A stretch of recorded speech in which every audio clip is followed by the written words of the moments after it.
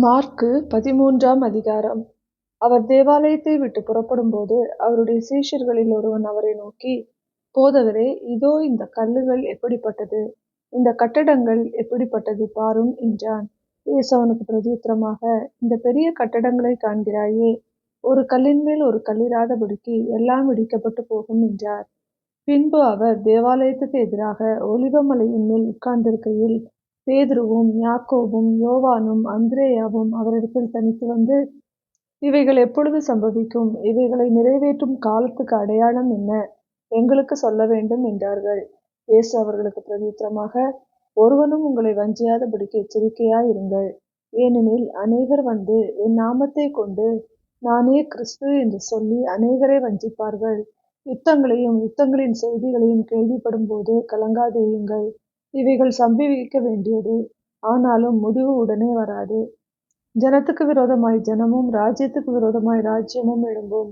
பூமி அதிர்ச்சிகளும் பல இடங்களில் உண்டாகும். பஞ்சங்களும் கலகங்களும் உண்டாகும். இவைகள் வேதனைகளுக்கு ஆரம்பம். நீங்களோ எச்சரிக்கையாயிருங்கள்.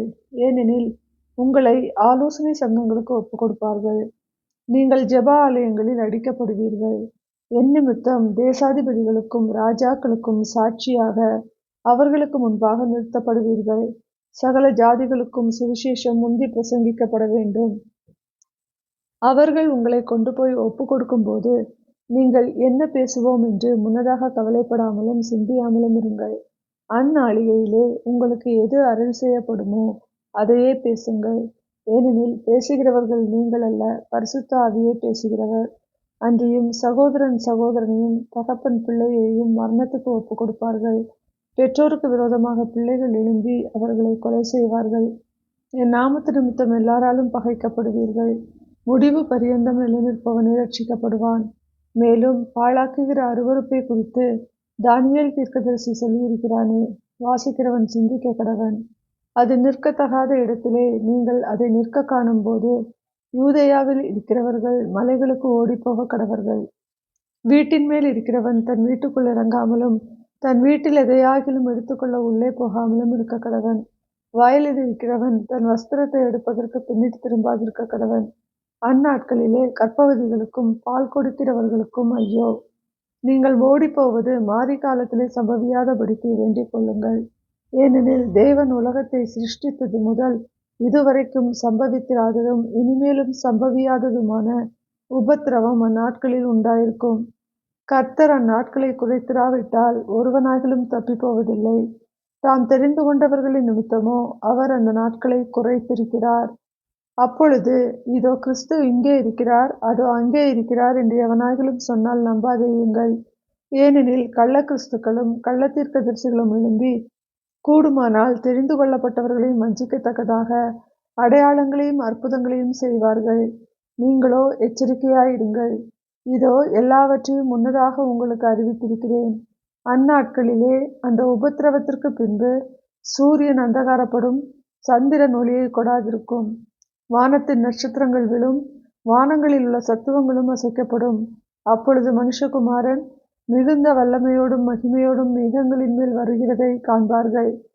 அப்பொழுது அவர் தம்முடைய தூதரை அனுப்பி தாம் தெரிந்து கொண்டவர்களை பூமியின் கடைமுனை முதற்கொண்டு வானத்தின் கடைமுனை மட்டுமுள்ள 4 திசைகளிலுமிருந்து கூட்டி சேர்ப்பார்.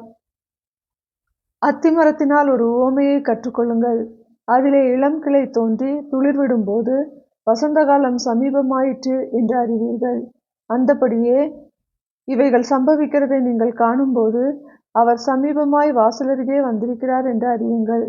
இவைகளெல்லாம் சம்பவிக்கும் முன்னே இந்த சந்ததி ஒழிந்து போகாதென்று மெய்யாகவே உங்களுக்கு சொல்லுகிறேன். வானமும் பூமியும் ஒழிந்து போம், என் வார்த்தைகளோ ஒழிந்து போவதில்லை. அந்த நாளையும் அந்த நாளிகையையும் பிதா ஒருவர் தவிர மற்றொருவனும் அறியான். பரலோகத்தில் உள்ள தூதர்களும் அறியார்கள், குமாரனும் அறியார். அக்காலத்தை நீங்கள் அறியாதபடியால் எச்சரிக்கையாயிருங்கள். விழித்திருந்து ஜெபம் பண்ணுங்கள். ஒரு மனுஷன் தன் வீட்டை விட்டு புறதேசத்துக்கு பிரயாணம் போக எத்தனிக்கும் போது தன் ஊழியக்காரருக்கு அதிகாரம் கொடுத்து அவனவனுக்கு தன் தன் வேலையையும் நியமித்து விழித்திருக்கும்படிக்கு காவல் காக்கிறவனுக்கு கற்பிப்பான். அப்படியே நீங்களும் விழித்திருங்கள்.